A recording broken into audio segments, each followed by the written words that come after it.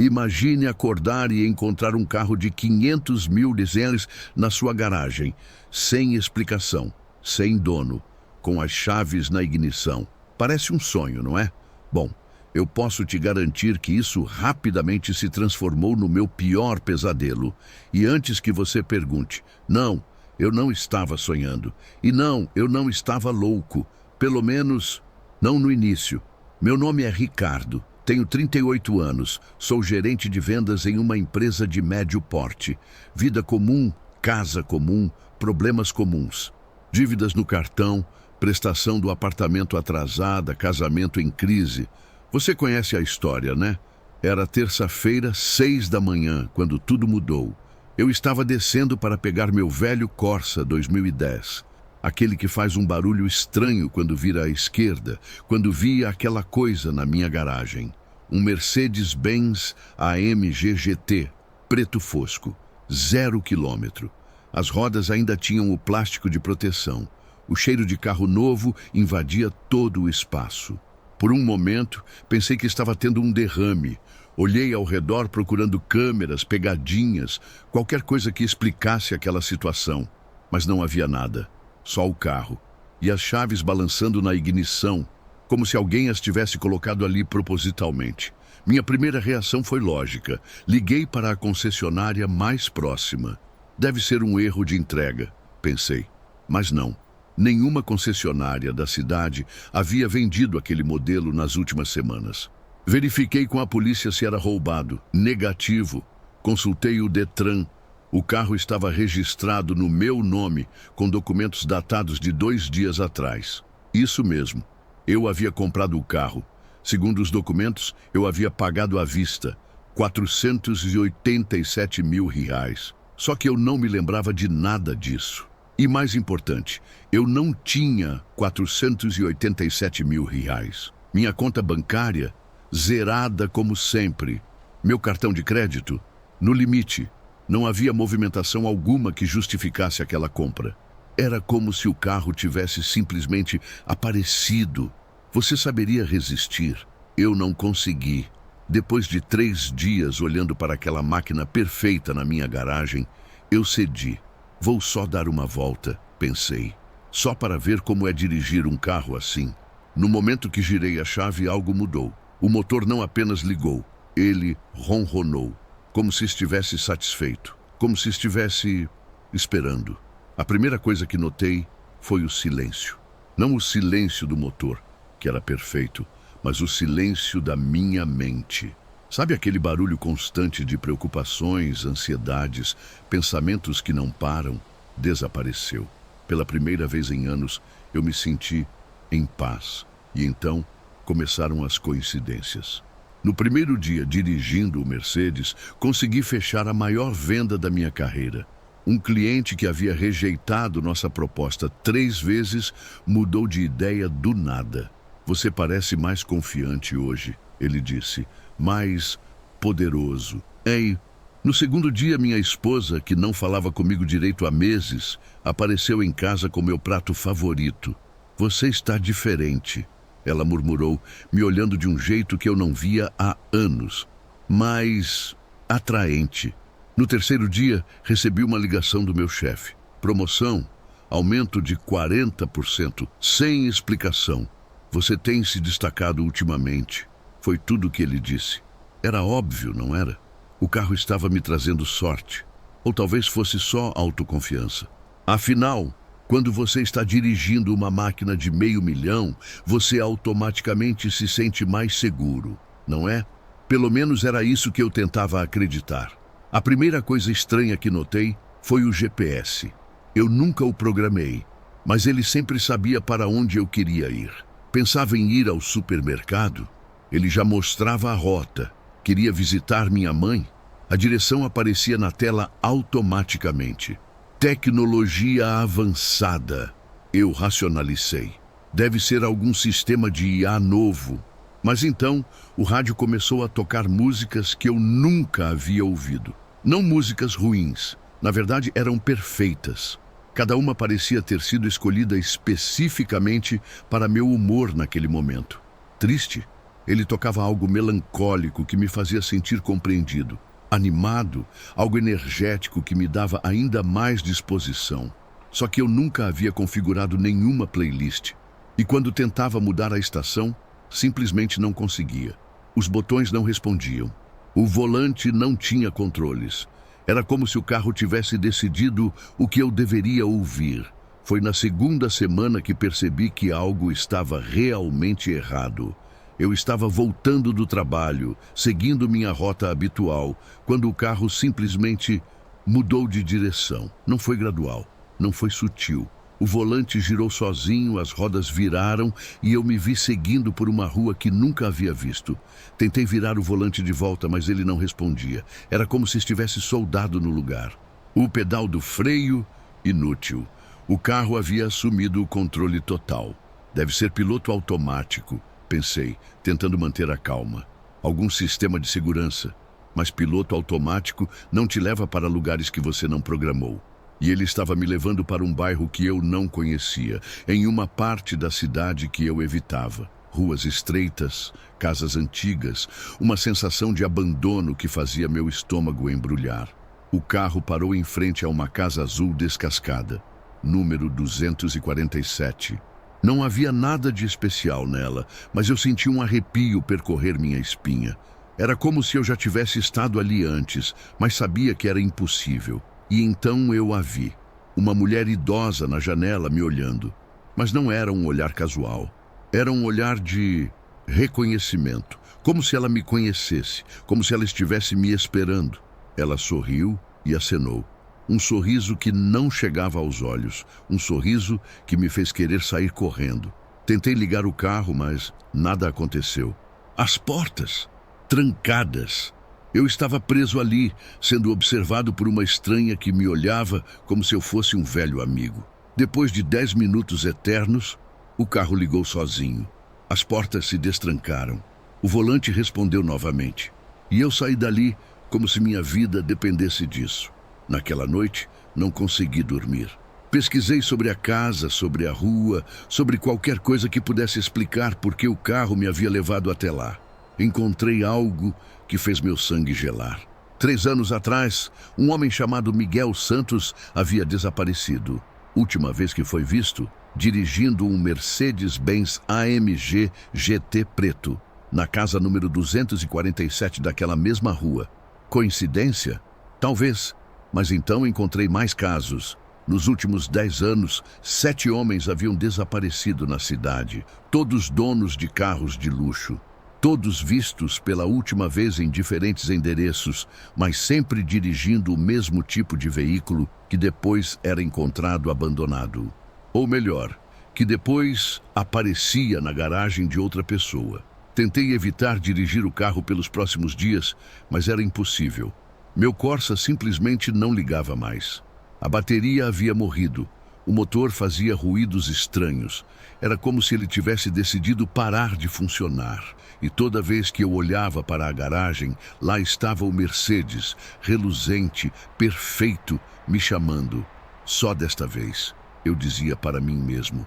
Só até resolver o problema com o outro carro. Mas no momento que entrava nele, aquela sensação de poder voltava. Os problemas pareciam menores. As preocupações diminuíam. Era como uma droga. E eu estava viciado.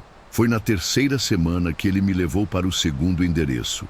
Uma oficina mecânica abandonada na periferia.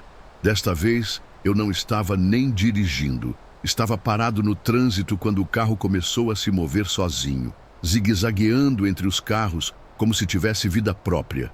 Na oficina, encontrei um homem. 50 e poucos anos, roupas sujas de graxa, um sorriso que me fez querer vomitar. Você finalmente veio, ele disse, como se estivéssemos marcado de se encontrar. Eu estava esperando. Esperando o quê? Eu perguntei, mas ele apenas riu. O carro te trouxe aqui por um motivo. Você sabe qual é? Eu não sabia, não fazia ideia.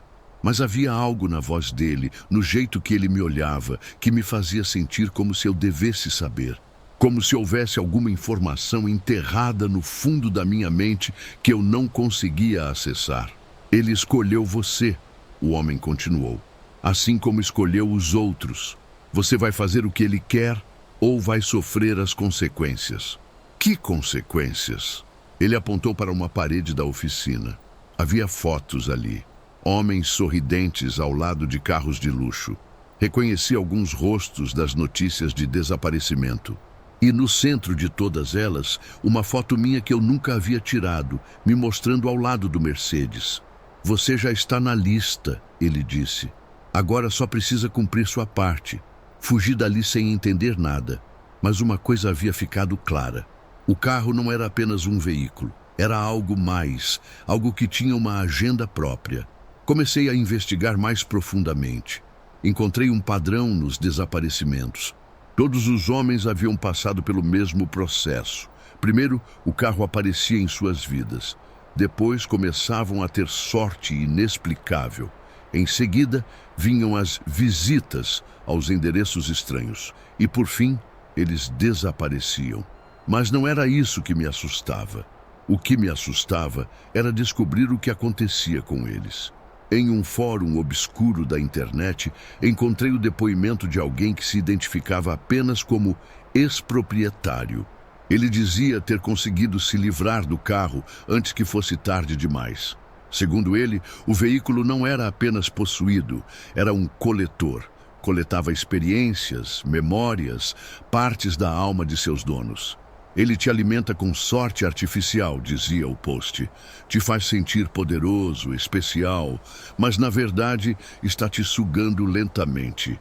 Cada dia que você dirige, ele absorve um pouco mais de quem você é, até não sobrar nada. E então vinha a parte mais assustadora. Os endereços para onde ele te leva são lugares onde os donos anteriores foram processados. Ele está te mostrando seu futuro, te acostumando com a ideia. Quando você estiver pronto, ele vai te levar para o endereço final. Tentei me livrar do carro, tentei vender, mas ninguém se interessava. Não porque fosse caro demais. Pelo contrário, eu estava disposto a dar de graça. Mas toda vez que alguém se aproximava do veículo, algo estranho acontecia. Eles perdiam o interesse, inventavam desculpas, saíam apressados. Tentei abandoná-lo em um ferro velho, mas no dia seguinte, ele estava de volta na minha garagem. Tentei entregá-lo na polícia, mas eles insistiam que eu não tinha direito de fazer isso, já que o carro estava registrado legalmente no meu nome. E a cada tentativa de me livrar dele, algo ruim acontecia. Minha esposa começou a ter pesadelos. Minha filha adoeceu misteriosamente. Meu trabalho começou a dar errado. Era como se o carro estivesse me punindo por tentar rejeitá-lo. A mensagem era clara: você é meu agora. Depois de semanas tentando resistir, eu me rendi. Não tinha escolha. Cada dia sem dirigir o carro era um dia de azar, problemas, dificuldades. Mas cada dia que eu o dirigia, tudo melhorava novamente. Era um ciclo vicioso perfeito. E então começaram as visitas mais frequentes. Ele me levava para endereços diferentes toda semana. Eu conhecia outras pessoas como eu, homens que haviam encontrado carros de luxo em suas vidas e agora estavam presos na mesma situação. Alguns pareciam conformados, outros desesperados, mas todos tinham a mesma expressão nos olhos, o vazio de quem estava sendo lentamente consumido. "Quanto tempo você tem?" perguntou um deles durante uma dessas visitas forçadas. "Tempo para quê?" "Até ele te levar para o endereço final, até você se tornar parte da coleção." Eu não sabia responder. Não sabia nem como calcular isso. Mas podia sentir que algo estava mudando em mim. Minha personalidade estava se tornando mais genérica. Meus gostos estavam mudando. Minhas memórias pareciam menos vívidas. Era como se eu estivesse sendo lentamente apagado e substituído por algo else. Aconteceu numa quinta-feira chuvosa. Eu estava voltando do trabalho quando o carro fez sua última mudança de rota. Desta vez, ele não me levou para uma casa aleatória ou uma oficina. Ele me levou para um prédio no centro da cidade que eu nunca havia notado antes. Era estranho, porque eu passava por aquela rua todos os dias há anos, mas o prédio parecia novo. como se tivesse acabado de aparecer ali. O carro parou em frente ao prédio e as portas se abriram. Eu podia ter fugido, mas sabia que não adiantaria. Não havia mais para onde correr. Entrei no prédio e subi até o 10º andar. Havia uma única porta no corredor com uma placa que dizia simplesmente transferência. Dentro da sala, encontrei algo que mudou minha percepção de tudo. Não era um escritório, era uma espécie de coleção. Prateleiras e mais prateleiras com frascos de vidro, cada um contendo algo que brilhava suavemente. E em cada frasco, uma etiqueta com um nome. Miguel Santos, Carlos Ferreira, Roberto Silva. Todos os homens que haviam desaparecido. Bem-vindo, disse uma voz atrás de mim. Era uma mulher elegante, vestida formalmente, com um sorriso que era ao mesmo tempo caloroso e terrível. Você está pronto para a transferência? Transferência do quê? Da sua essência, suas memórias, sua personalidade, tudo que faz você ser você, será preservado aqui, eternamente, e em troca você se tornará parte de algo maior. Ela apontou para uma parede onde havia fotos de todos os carros, dezenas deles, todos idênticos, todos perfeitos, todos esperando pelo próximo proprietário. Você pensou que era o carro que tinha uma agenda própria, ela continuou.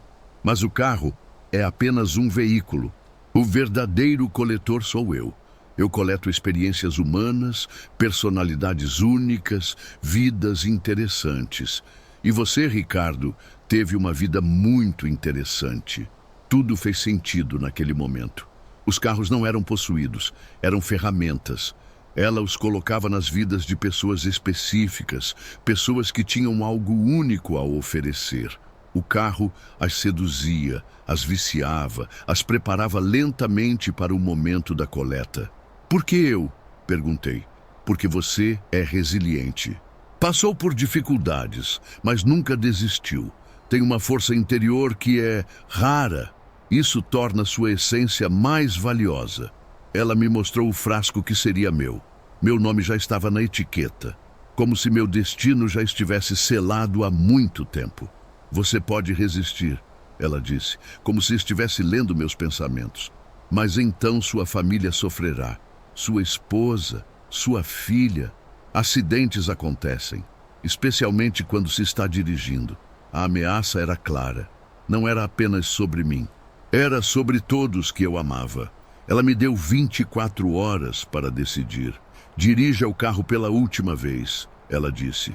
Pense na sua vida, na sua família, no que realmente importa, e então volte aqui amanhã com sua resposta. Saí daquele prédio como um zumbi. Entrei no carro e ele me levou para casa automaticamente. Minha esposa estava me esperando com o jantar. Minha filha correu para me abraçar. Tudo parecia normal, perfeito, como se nada tivesse mudado. Mas eu sabia que era a última vez que os veria sendo completamente eu mesmo. Passei a noite toda acordado, olhando para elas, memorizando cada detalhe. O jeito que minha esposa sorria quando dormia, o som da respiração da minha filha, todas as pequenas coisas que eu daria como certas se tivesse mais tempo. Na manhã seguinte, entrei no carro pela última vez. Ele me levou de volta ao prédio sem que eu precisasse dirigir. Era como se soubesse que eu havia tomado minha decisão. Mas desta vez, eu tinha um plano. Antes de sair de casa, havia escrito uma carta. Uma carta explicando tudo. Cada detalhe da minha experiência com o carro. Cada endereço estranho. Cada coincidência assustadora. Deixei a carta no meu computador, programada para ser enviada automaticamente para a polícia, para jornais, para qualquer um que pudesse ouvir. Se eu ia ser coletado, pelo menos deixaria um aviso para o próximo. Subi até o 10º andar. Entrei na sala. Ela estava lá, esperando com o mesmo sorriso terrível. Você tomou sua decisão? Sim, eu disse. Mas tenho uma condição. Ela riu. Você não está em posição de fazer exigências. Não é uma exigência, é uma informação. Eu deixei evidências. Sobre você, sobre o sistema, sobre tudo. Se algo acontecer comigo, outras pessoas vão saber. Seu sorriso falhou por um segundo. Isso não vai impedir nada. Haverá outras cidades, outras pessoas, talvez, mas tornará tudo mais difícil para você.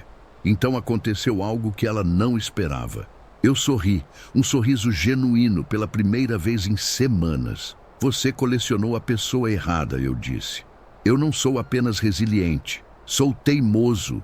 E mesmo como parte da sua coleção, eu vou encontrar um jeito de causar problemas. Agora estou aqui, contando essa história. Não, eu não escapei. Não houve fuga heróica de última hora. Eu fiz a transferência.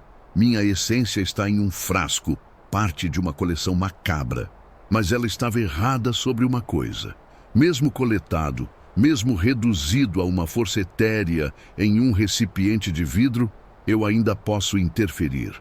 Posso sussurrar para os novos proprietários dos carros. Posso plantar dúvidas, criar resistência. E posso contar minha história. Se você está ouvindo isso, se algo estranho está acontecendo na sua vida, se você encontrou algo que parece bom demais para ser verdade, desconfie, questione, resista. Porque talvez, apenas talvez, juntos possamos quebrar esse ciclo.